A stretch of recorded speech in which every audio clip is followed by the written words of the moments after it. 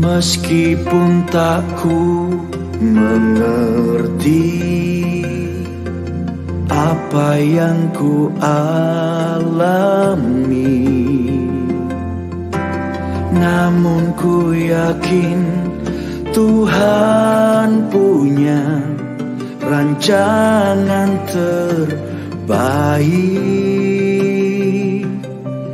Pertolonganku datang darimu, Yesus yang ku percaya, yang tak mungkin bagiku semua mungkin bagimu. Hanya Engkaulah jawaban hidupku.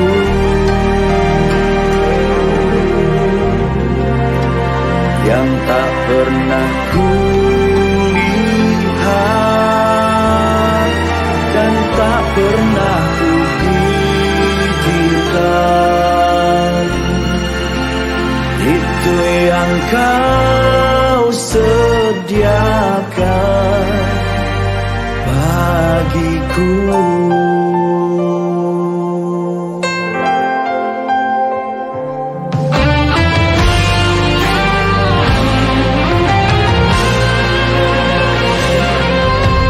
Meskipun tak ku mengerti apa yang ku alami, namun ku yakin Tuhan punya rancangan terbaik. Pertolonganku datang darimu, Yesus yang ku percaya, yang tak mungkin bagiku semua mungkin bagimu. Hanya Engkaulah jawaban hidupku.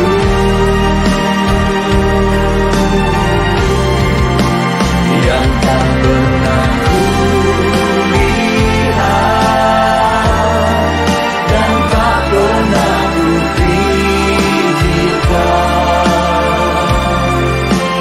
itu yang Kau sediakan bagiku. Kami percaya Tuhan, yang tidak mungkin bagi kami itu mungkin bagi Tuhan. Dan kami percaya malam ini setiap kami pasti dilawan, dijamah, ditolong oleh Tuhan, dan mujizat terjadi di tempat ini malam ini. Haleluya.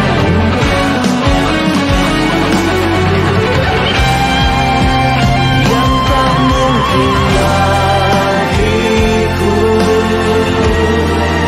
semua mungkin bagimu.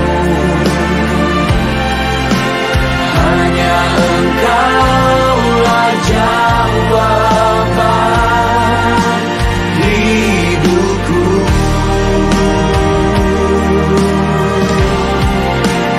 Yang tak pernah ku lihat dan tak pernah ku pikirkan, itu yang Kau sediakan bagiku. Itu yang Kau sediakan, itu yang Kau sediakan bagiku.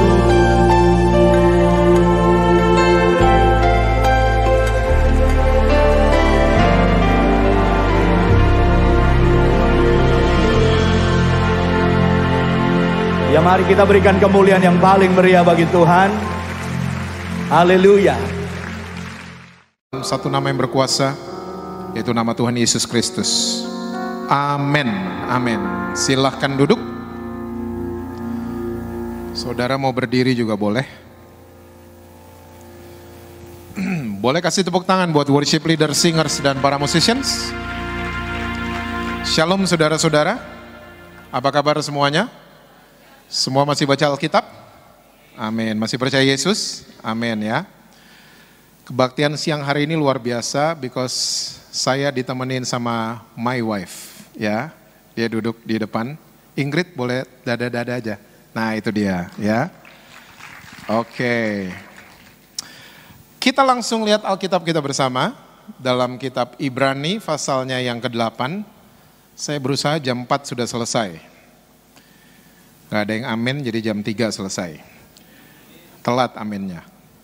Ibrani 8 ayatnya yang ke-10 sampai dengan ayatnya yang ke-12.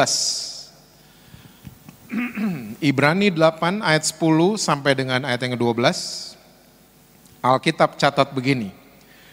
Maka inilah perjanjian yang kuadakan dengan kaum Israel sesudah waktu itu, demikianlah firman Tuhan. Aku akan menaruh hukumku dalam apa saudara? Akal budi mereka dan menuliskannya dalam apa saudara? Hati mereka, maka aku akan menjadi Allah mereka dan mereka akan menjadi umatku.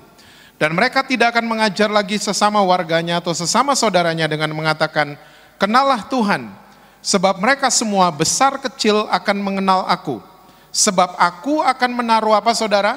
Belas kasihan terhadap kesalahan mereka dan tidak lagi mengingat dosa-dosa mereka.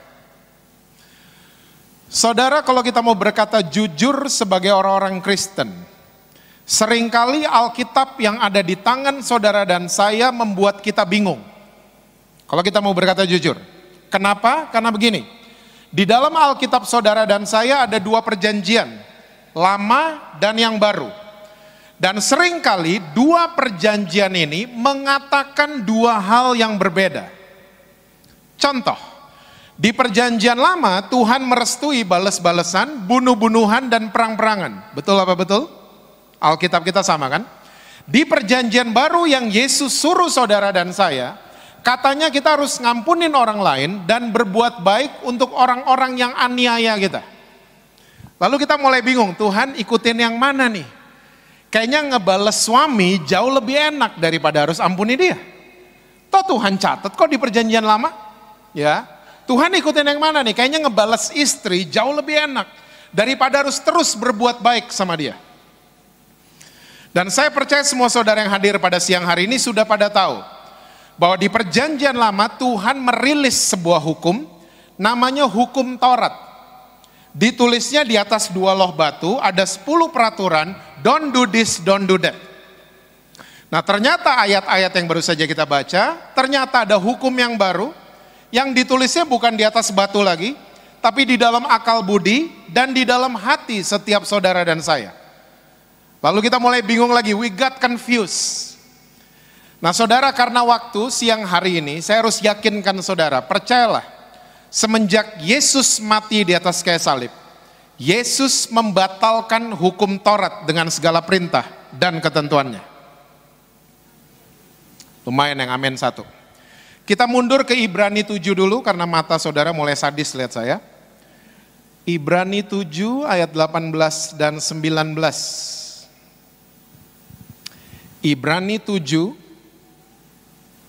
ayat 18 dan 19. Memang suatu hukum yang dikeluarkan dahulu, apa saudara? Dibatalkan kalau hukum itu tidak mempunyai kekuatan dan karena itu tidak berguna. Ayat 19. Sebab hukum Taurat sama sekali tidak membawa kesempurnaan, tetapi sekarang ditimbulkan pengharapan yang lebih baik yang mendekatkan kita kepada Allah. Jelas bukan saya yang mengatakan, tapi firman Tuhan yang mengatakan bahwa hukum Taurat sama sekali tidak membawa saudara dan saya kepada kesempurnaan. So jadi orang Kristen jangan pretending sempurna. Jangan pura-pura sempurna. Jangan main drama sok-sok sempurna. Dan jangan nuntut orang lain untuk sempurna. Karena kita nggak ada yang sempurna. Yang sempurna cuma Tuhan Yesus. Makanya batal, nggak berguna lagi, makanya di cancel. Bahasa lainnya dianulir. Oke? Nah, tapi mungkin di antara saudara ada yang mulai mengingat perkataannya Yesus. Karena Yesus sekali pernah ngomong begini, barang siapa yang kurangin 1 titik aja dari hukum Taurat, dia akan duduk di tempat paling rendah di sorga. Saudara pernah ingat Yesus ngomong seperti itu? Supaya nggak bingung kita lihat ya, Matius 5 ayat 19, coba kita lihat. Matius 5 ayatnya yang ke-19. Ya. Yesus bilang begini, karena itu siapa yang meniadakan salah satu perintah hukum Taurat, sekalipun yang paling kecil, dan mengajarkannya demikian kepada orang lain, ia akan menduduki tempat yang paling rendah di dalam kerajaan sorga. Tapi siapa yang melakukan dan mengajarkan segala perintah-perintah hukum Taurat, ia akan menduduki tempat yang tinggi di dalam kerajaan sorga. Benar sekali Yesus mengatakan hal ini dan sangat bertolak belakang dengan Ibrani yang baru saja kita bahas. Sangat kontradiksi. Nah saudara, ternyata Yesus mengatakan hal ini, ternyata Yesus punya reason. Dan saya berdoa sampai kapanpun saudara ingat reasonnya. So sekarang catat dalam hati saudara. Yesus mengatakan hal ini karena selama Yesus hidup, saya ulang, karena selama Yesus hidup, Yesus harus tunduk dan takluk sama hukum yang lama. Kitab Galatia mengajarkan hal ini. Ya, kita nggak ada waktu membahas kitab Galatia. Ya, tapi Yesus memang selama hidupnya dia harus tunduk sama hukum Taurat. Sampai kapan? Sampai tiba hari dia melakukan korban penebusan. Dari atas kayu salib dia batalin yang lama. Dari atas kayu salib dia kasih yang baru buat saudara dan saya. Rasul Paulus adalah seorang yang paling ngerti soal perjanjian yang baru. Mantan ahli Taurat soalnya. Udah ahli Taurat, dia masuk dalam Dewan Taurat. Dewan Taurat ngapain kerjanya? Saudara mesti tahu, hukum Taurat dikasih sama Tuhan ada 10. Ditambahin 500-an aturan baru sama Dewan Taurat. Isinya manusia semua. Ya, ahli-ahli Taurat. Salah satunya generasi paling baru namanya Saulus. Dan waktu dia dilawat sama Tuhan Yesus, dia berubah namanya jadi Paulus. Dan dia mengajarkan pengajaran Yesus dengan luar biasa. Ya, ini orang pinter banget. Karena syarat jadi ahli Taurat, saudara mesti tahu, salah satu syaratnya aja, mesti hafal kitab Kejadian sampai ulangan. Luar kepala. Hari ini kita Alkitab di luar kepala kan? Ahli Taurat Kejadian sampai ulangan loh. Mesti hafal luar kepala banget. So waktu dia udah jadi Rasul Paulus, dengan jelas dia katakan buat gereja di Efesus. Coba buka sama-sama Efesus 2 ayatnya yang ke-15. Efesus 2 ayatnya yang ke-15. Alkitab bilang begini. Sebab dengan apa saudara? Matinya, korban penebusan ya. Sebagai manusia inya huruf besar, telah membatalkan hukum Taurat dengan segala perintah dan ketentuannya. Ini dia yang 500-an tadi ya. Untuk menciptakan keduanya menjadi satu manusia baru di dalam dirinya, dan dengan itu mengadakan damai sejahtera. Saya rasa ayat ini cukup jelas, nggak perlu diperjelas lagi. Bahwa semenjak Yesus mati di atas kayu salib, Yesus sendiri yang batalin hukum Taurat dengan segala perintah dan ketentuannya. Oke? Itu kalau di Indonesia, Presiden Indonesia punya hak, namanya hak prerogatif. Hak prerogatif digunakan Presiden Indonesia kalau Presiden sudah mengeluarkan keputusan atau kepres, tiba-tiba Presiden mau edit atau mau di-cancel. Presiden pakai hak prerogatif, Tuhan juga sama. Tuhan yang ngeluarin hukum Taurat, tiba-tiba dia yang batalin, itu hak prerogatifnya Tuhan. Kalau saudara masih nggak ngerti juga, nanti di surga tanya aja sendiri ya. Tuhan dulu kenapa sih dibatalin ya? Tanya aja sendiri ya. Nah, sampai di sini yang sudah agak-agak ngerti katakan amin dulu. Nah, gini, masalah terbesar sekarang orang-orang Kristen bukan soal ngerti atau nggak ngerti. Tapi masalah terbesar orang-orang Kristen adalah begini, kita tahu ada yang baru, kita tahu loh. Kita tahu banget ada yang baru. Tapi tanpa kita sadari, kelakuan kita, hubungan kita sama Tuhan, hubungan kita sama sesama, kita pakai cara-cara dari hukum yang udah di-cancel. And that's our biggest problem as Christians. Masalah besar banget nih. Itu sama aja saudara dan saya, kita masukin anak-anak kita di sekolah dasar yang kurikulumnya udah dibatalin sama Pedanka. Apa yang terjadi kira-kira sama anak-anak kita?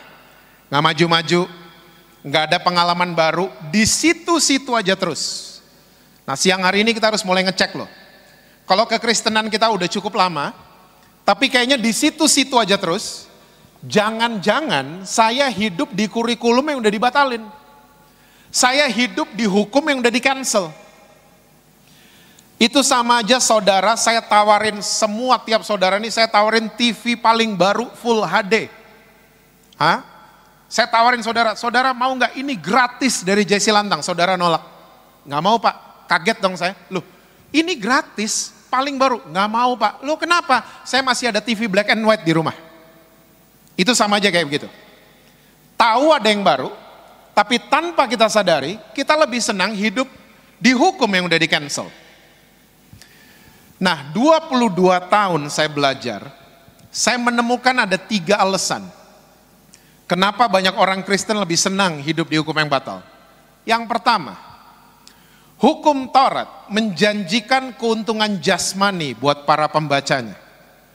Itu dicatat sepanjang kitab Keluaran 20 sampai Ulangan pasal yang terakhir. Saudara akan sering menemukan kalimat yang bunyinya begini. Jika engkau mendengar dan melakukan firman Tuhan, kamu dapat ini, kamu dapat itu. Dan dapat ini itunya kalah loh orang Betawi. Tahu orang Betawi? Ya, orang yang paling banyak punya tanah di Jakarta. Ya, di hukum Taurat dapat ini itunya dapat gunung, ngeri loh. Saudara dikasih Gunung Semeru coba gimana? Hah? Dapat bukit, dapat daerah situ, dapat daerah sini, ngeri-ngeri mainannya. Jasmani itu dipuasin banget. Makanya sekarang banyak banget orang Kristen di GSJS jam 2 tapi nggak ada. Banyak banget orang Kristen kalau datang kebaktian, ikut pelayanan, motifnya jelek. Motifnya pengen ngeruk keuntungan jasmani. Dan kita mulai menyamakan Tuhan Yesus, menyamakan gereja kayak Gunung Kawi. Bedanya cuman kita lambangnya salib, Gunung Kawi pohon. Tapi motif orang-orangnya sama semua, pengen ngeruk keuntungan jasmani.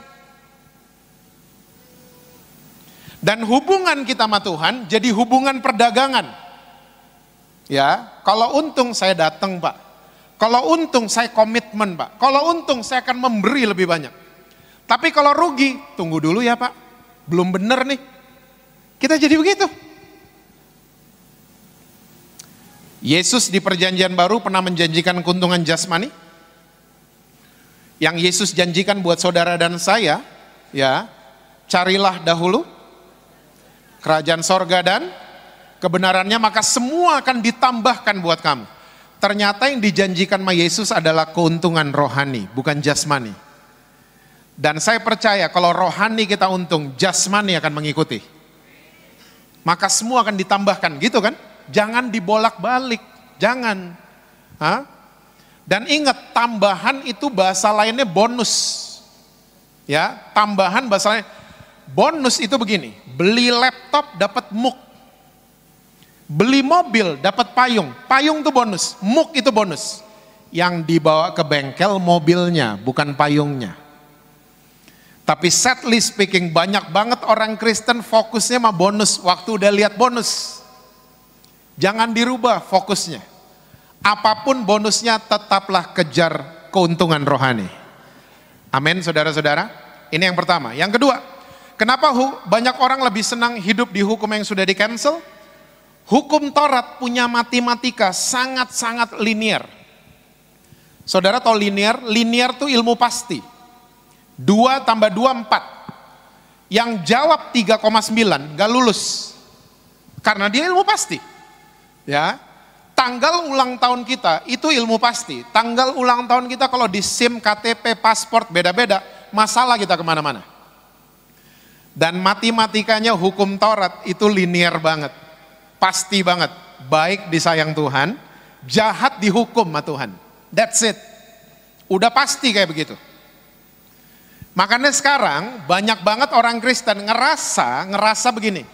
Kalau ada berkat Tuhan, oh berarti saya baik. Hei, saudara, tolong ingat, dirubah cara mikirnya. Waktu usaha saudara diberkati, bukan karena saudara yang baik loh. Ya, tapi yang baik itu Tuhan Yesus yang baik buat saudara. Bukan karena kebaikan kita, bukan. Itu, that's just His favor towards us. Itu favor dari Tuhan, makanya usaha saudara berhasil. Bukan karena kita baik, terus Tuhan punya anak emas. Bukan. Lalu waktu terjadi sesuatu yang buruk, kita ngerasa kita jahat. Saya bikin apa ya? Terintimidasi. Banyak kan orang Kristen kayak gitu. Keselak, duri ikan, lu sih gak kebaktian tadi. Mulai gitu-gitu kita. Kita mulai nyalain diri sendiri dan nyalain orang lain. Karena matematika di sini kita salah makainya. Saudara pernah lihat matematika perjanjian baru? Semua pernah lihat pasti, cuman saudara gak pernah mikirin. Matematika perjanjian baru 5 tambah 2 sama dengan 5.000 surplus 12. Ini matematika dari mana? Di Gramedia kagak ada. Orang sepinter manapun gak akan ketemu sama dengannya di mana. Juara kelas sekolah ngetop manapun gak akan ketemu sama dengannya di mana. Gak akan. Gak cuman itu, ada bukti berikut. Pernah baca cerita Yesus, janda masuk ke bait Allah ngasih 2 peser uang? Waktu Yesus ngelihat pemandangan itu, komentarnya Yesus begini, itu persembahan paling besar. Loh, ngitungnya gimana? Hah? Kalau Yesus kepala cabang bank hari ini dipecat pasti Yesus. Kok nasabah paling kecil dibilang paling gede? Coba donatur-donatur yang sudah nyumbang jutaan dolar hari itu, tersinggung sama Yesus? Enak aja tuh gondrong, gue udah ngasih jutaan dolar. Dibilang janda itu paling gede. Marah pasti orang-orang, gak suka pasti ngeliatnya. Bukti berikut, pernah baca perumpamaan tentang pengerja kebun anggur? Ada yang datang pagi, datang siang, datang sore, dibayarnya melanggar undang-undang tenaga kerja. Yang paling gak jelas hitungannya adalah sebelah kanannya Yesus di atas kayu salib. Gak jelas. Orang zaman dulu kalau sampai disalib, dia bukan maling Indomaret. Dia penjahat kakap, ngebunuh orang, perkosa orang, ngerampok, nyuri, ya, bobol bank dan lain sebagainya. Jahat banget nih orang, disalib. Disalib, udah mau mati, cuman ngomong 1 kalimat mas sebelahnya, masuk surga lo. Mending ngomongnya apa? Ngomongnya biasa aja, ingat gue dong, cuman gitu dong. Iya kan, Alkitab kita sama ceritanya gitu kan. Tiba-tiba dia bareng-bareng Yesus di Taman Firdaus. Saya menemukan matematika perjanjian baru, bukan linear lagi. Tapi matematikanya perjanjian baru adalah apa yang gak pernah didengar, gak pernah dilihat, gak pernah timbul dalam hati. Justru Tuhan akan kasih untuk orang-orang yang sayang sama dia. Jadi tugas saudara dan saya hari ini adalah sayang sama Tuhan. Kalau sayang sama Tuhan berarti benci dosa. Susah amat ngomongnya. Kalau sayang sama Tuhan berarti tinggalin seling. Sayang sama Tuhan berarti stop beli DVD baja. Makin berkurang suaranya. Sadar gak sih saudara? Waktu saudara dan saya kita gak bisa datang ke gereja. Kita lupa baca Alkitab. Sadar saudara, Tuhan Yesus tetap sayang sama saudara? Tapi waktu saudara mulai rajin kebaktian, saudara mulai komit belajar firman Tuhan, itu tandanya saudara semakin sayang sama Tuhan Yesus. Dan orang yang semakin sayang sama Tuhan, apa yang dia gak pernah lihat, Tuhan akan kasih buat kehidupannya. Yang kedua, yang ketiga, kenapa banyak orang Kristen lebih senang hidup di hukum yang batal? Hukum Taurat menyeret banyak orang percaya. Supaya kita jadi orang-orang yang instan, tapi diproses gak mau. Kita senangnya yang instan-instan, yang cepat-cepat. Ya, di under hukum Taurat gitu kan, bertobat sekian menit, lihat itu. Bertobat sekian detik, lihat ini, cepat semuanya. Well, saya harus kasih tahu saudara, Tuhan Yesus di perjanjian baru gak mainan instan lagi. Karena terbukti semua yang instan merugikan penggunanya. Mie goreng instan, coba makan tiap hari, godek tuh perut lama-lama. Godek, ya. Acara-acara idol, pernah nonton? Instan. Dalam 8 bulan ini penyanyi se-Indonesia langsung tahu. Tapi saudara ngeh nggak? Waktu acaranya selesai, penyanyinya ikut selesai. Kita lihat mukanya, siapa nih ya? Kayak pernah lihat, itu idol tahun sekian, udah lupa kita. Karena terlalu instan, beda sama penyanyi zaman dulu. Mau suara air, datang ke sungai bawa mikrofon. Mau suara burung masuk ke hutan bawa mikrofon. Mereka punya apa yang disebut dengan fighting spirit. Fighting spiritnya luar biasa. Dan sampai hari ini mereka semua masih ada dan dapat julukan legends. Daya juangnya tinggi. Nah itu Tuhan Yesus pengen lihat itu dari saudara dan saya. Makanya kita diproses. Ya, nggak ada yang luput dari proses. Yang hidupnya enak-enak, lurus-lurus, nggak ada. Semua harus lewatin proses. Nah yang menentukan adalah sikap kita waktu lagi diproses. Oke? Enakan yang mana coba? Langsung dapat rumah pribadi? Atau kita kos-kosan dulu, kos-kosan pindah kontrakan, kontrakan pindah-pindah, Wiyung, Rungkut, Mojokerto, wih berat banget kayaknya hidup ya. Tiba-tiba satu hari dapat rumah pribadi, enakan yang mana? Yang jawab kos-kosan sok Kristen. Saya tanya enakan yang mana ya, enak langsung dapat dong. Tapi kalau kita lewatin kos-kosan, kontrakan, tiba-tiba dapat rumah pribadi. Dewasa nggak kita? Nah itu yang Yesus mau. Nggak kegedean kepala, pakai helm Gojek masih cukup. Karena kita ngerti kerja keras itu apa, kita ngerti nabung itu apa, kita ngerti. Jadi ngerti. Masih ingat doanya Rasul Paulus? Sama di gereja Efesus, doanya terkenal banget. Bagi dia yang sanggup melakukan jauh dari yang kita pikirkan dan yang kita doakan. Oke? Berarti begini, waktu saudara minta mercy, tiba-tiba dapatnya Grand Max itu udah jauh. Coba-coba, gimana tadi ayatnya? Bagi dia yang sanggup melakukan jauh dari yang kita pikirkan dan yang kita doakan. Yang kita doakan dan pikirkan mercy kan? Tiba-tiba dapatnya Grand Max, berarti Grand Max sudah jauh. Nah gitu kalau terjemahin firman Tuhan. Kok Tuhan gitu mas saya? Saya kan mintanya mercy. Kak mintalah maka kau akan diberikan. Enggak, Tuhan enggak jahat. Tuhan tahu yang terbaik. He knows best. Dia lihat kok dari atas, dikasih mercy, belagu nanti bini lo jadi 2. Hah? Lagunya jadi selamat tidur kekasih gelapku. Hah? Suami lagi kerja, kamu main sama berondong. Grand Max dulu. Tuhan tahu yang terbaik. Makanya kalau ada masalah, mengucap syukurlah sama Tuhan. Kalau ada masalah berarti saudara mau naik kelas. Wah, aminnya makin berkurang, terus matanya kayaknya, amin. Teh dimasukin gula manis nggak? Enggak, dia manis kalau diaduk. You talking with the chef here.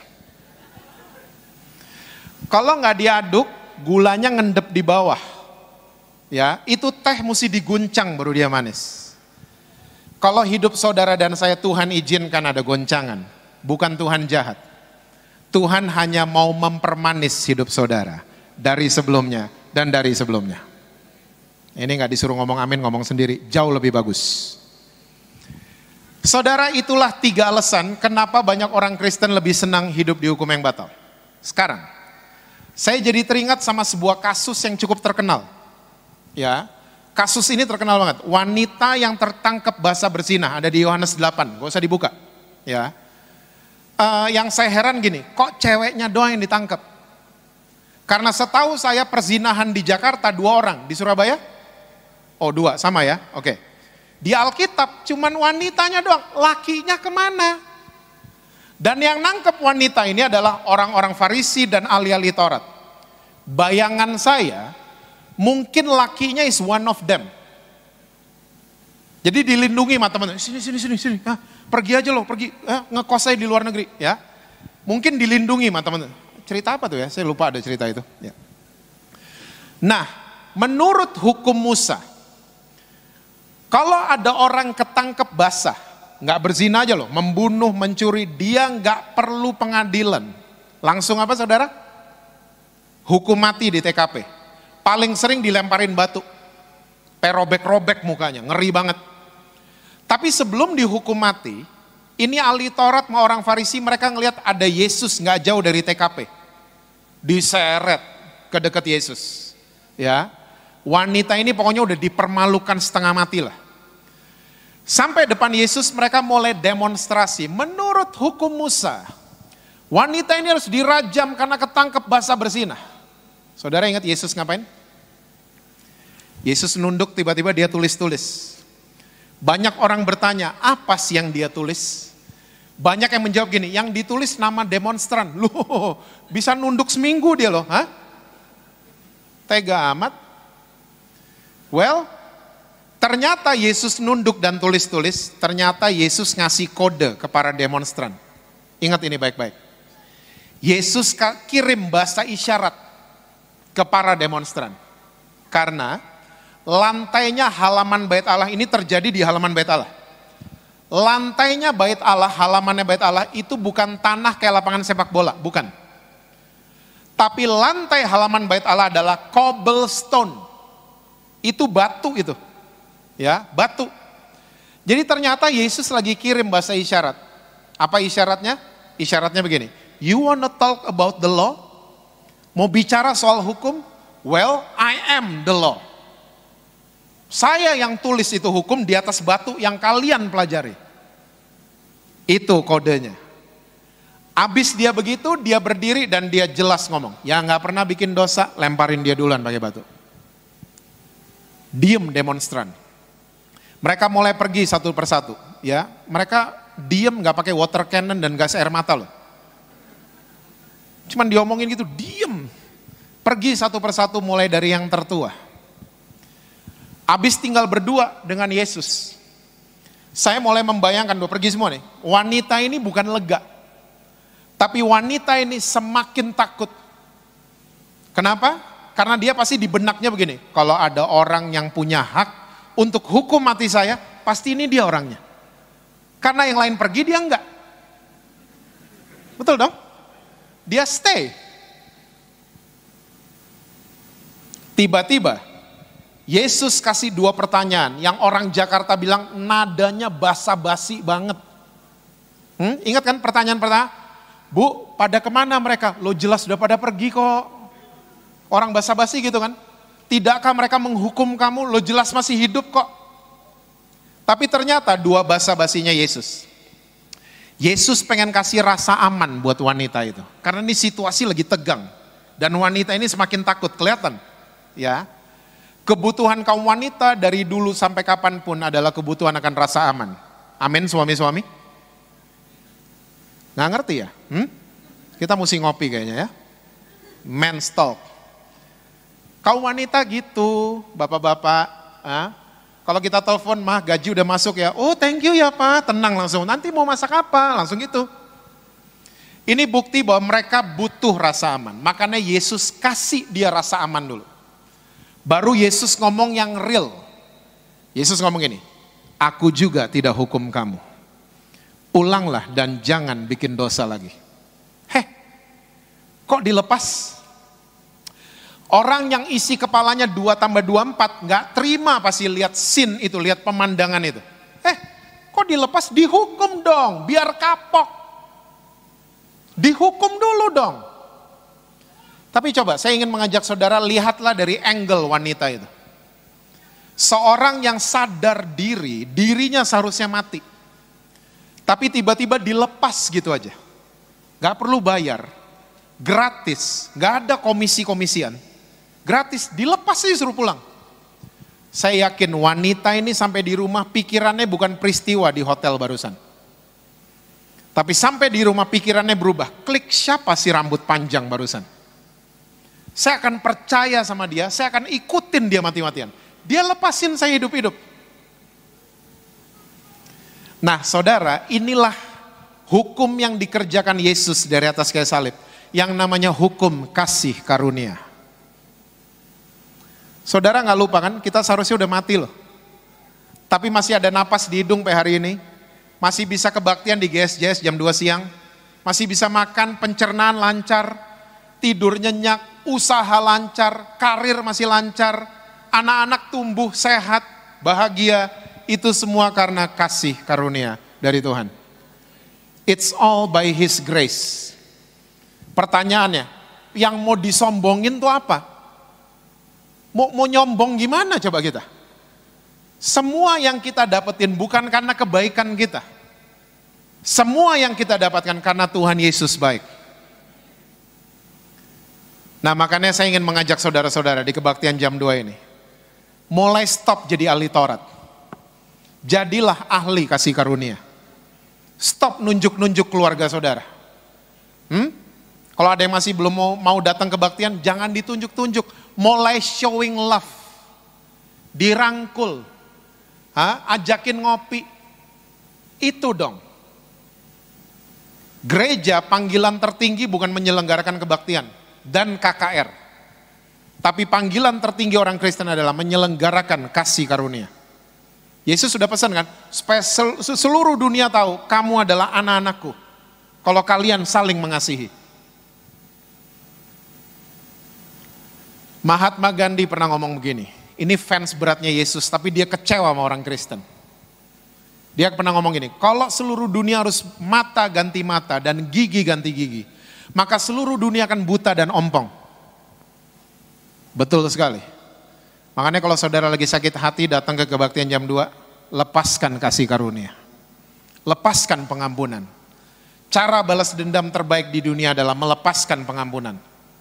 Gak ada cara yang lain, mau balas-balasan gak selesai. Panggil preman gak selesai. Lepaskan pengampunan, biar Tuhan yang menyelesaikan. Stop menghakimi orang lain. Stop. Kalau kita ahli kasih karunia, kita gak akan hakimin orang lain. Saya udah capek ngelihat sesama Kristen hakimin sesama kita yang masih ngerokok. Tapi yang hakimin masih makan babi juga. Bedanya di mana? Merokok merusak bait Allah Pak, makan babi juga podoae. Hakimin yang ngerokok tapi minum teh botol 3 botol per hari, sama juga bohong. Hakimin yang ini tapi gak pernah olahraga, sama juga bohong. Kita gak menjaga bait Allah itu namanya. So we all fall down. Kita semua udah jatuh. Kita ada sebagaimana kita ada, cuman karena kasih karunia Tuhan. Nah, tugas saudara dan saya sekarang, jadilah orang Kristen yang tahu diri. Jangan take it for granted, because grace is not license to sin. Kasih karunia bukan izin untuk saudara dan saya bikin dosa, bukan. Jangan take it for granted. Anak saya yang nomor 2 namanya Pangeran. Waktu dia masih kecil, sekarang dia udah 18 tahun. Ya. Kakaknya udah 21. Kok gak percaya gitu sih kayaknya? Ya, Pangeran udah 18. Waktu dia masih kecil, saya suka ajak dia ke rumah mama saya. Dan setiap saya lagi ngobrol sama mama saya, Pangeran selalu naik sepeda di luar.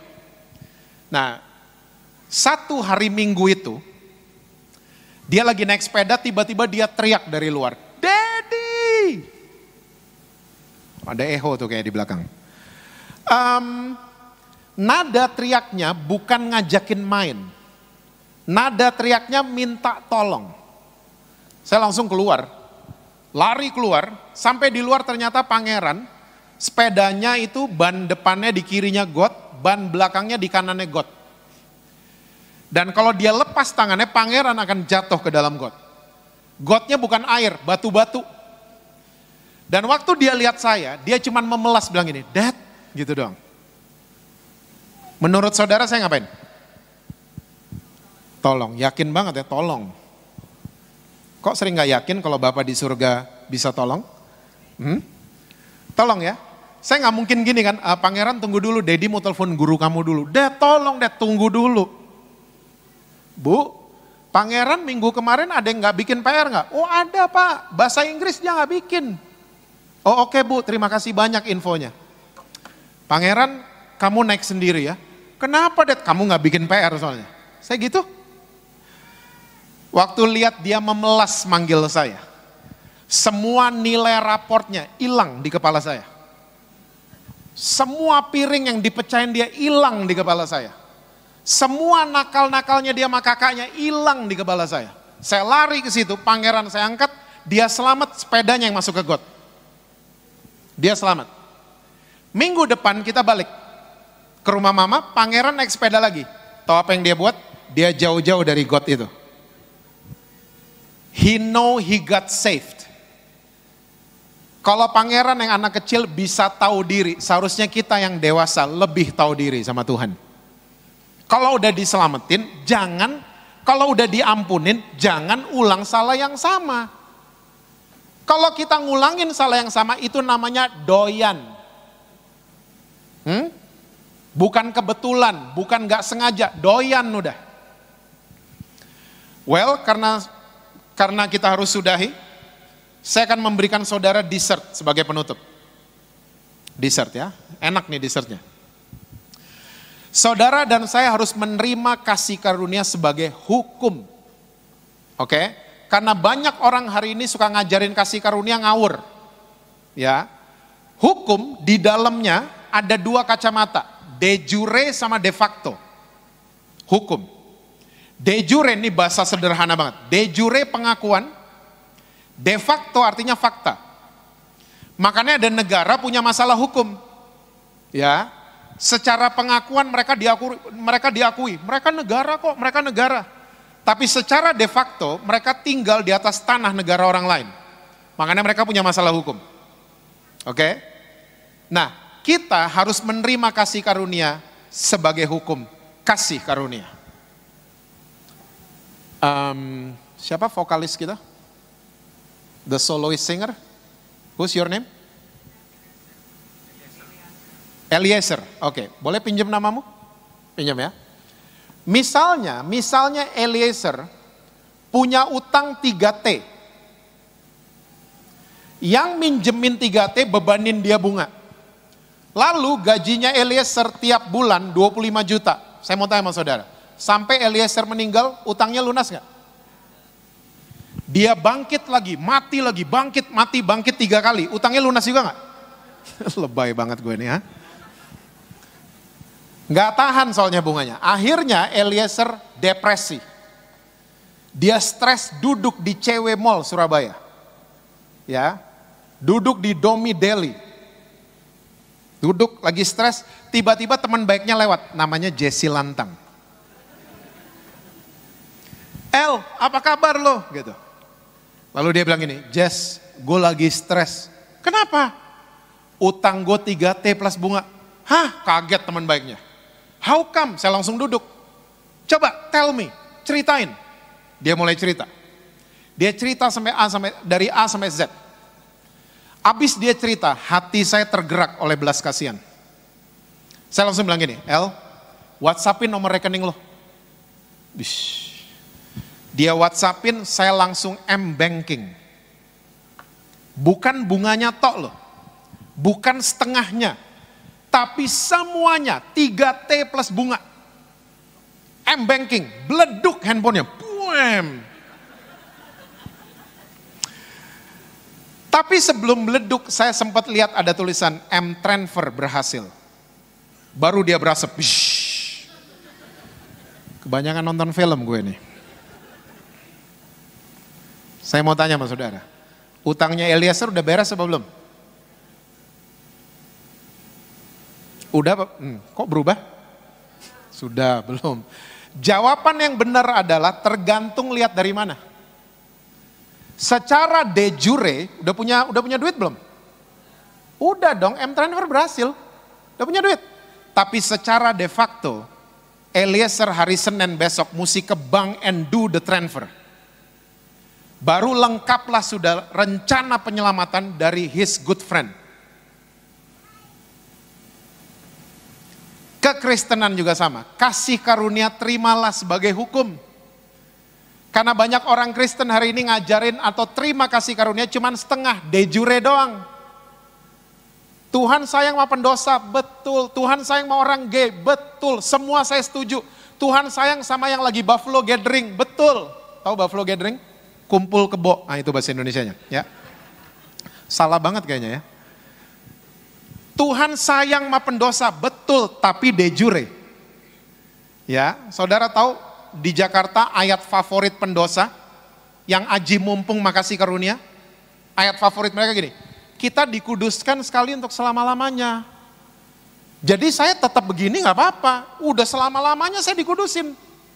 De jure, de facto ada ayatnya, kejarlah kekudusan. Itu de facto. Jangan setengah terima kasih karunia, jangan cuman separoh. Ayat favorit saya soal de facto di perjanjian baru, Filipi 2 ayat 12. Gak usah dibuka, percaya aja sama saya. Tetaplah kerjakan keselamatanmu dengan takut dan gentar. Saya senang sama bahasa Inggrisnya. We need to work out for our salvation. Pakai istilah work out, bukan work for. Work out itu istilah yang terkenal ada di mana? Fitness. Semua yang hadir siang hari ini perutnya six pack. Kok pada lihat ke bawah? Saudara, kita semua six pack. Cuman ketutup aja sama one big fat pack. Kita ada kok six packnya, ada di dalam. Kalau mau kelihatan perlu work out, exactly. Otot ada di dalam, mau kelihatan work out. Money, uang ada di luar. Kalau mau dapat work for, beda. Beda. 3T udah masuk di rekeningnya Eliezer. Keselamatan udah ada di dalam saudara dan saya. Kekudusan udah ada di dalam. Kebaikan, semua yang luar biasa udah diinstal di dalam kita. Tugas kita adalah working out that salvation.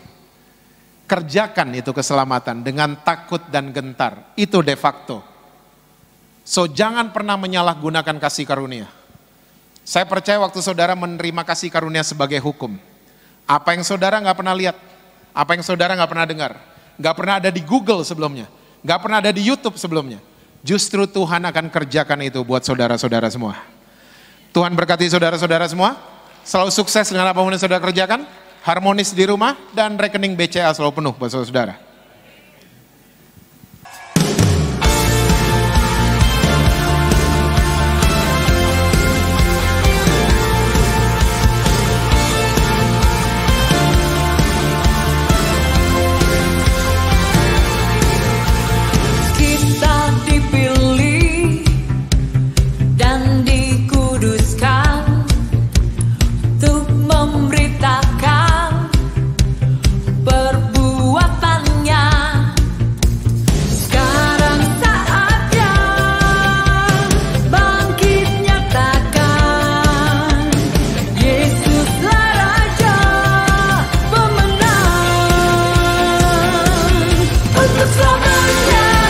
Yang berkuasa telah diberikan bagi kita.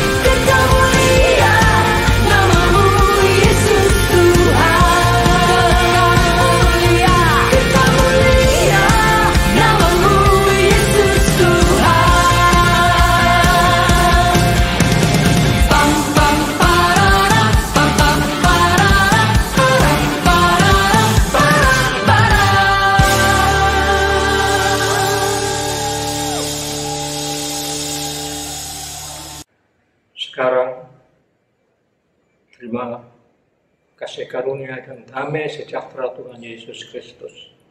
Dan kasih Allah Bapa kita, serta persekutuan Roh Kudus menyertai setiap kita, sekarang, seterusnya, dan selamanya. Amin.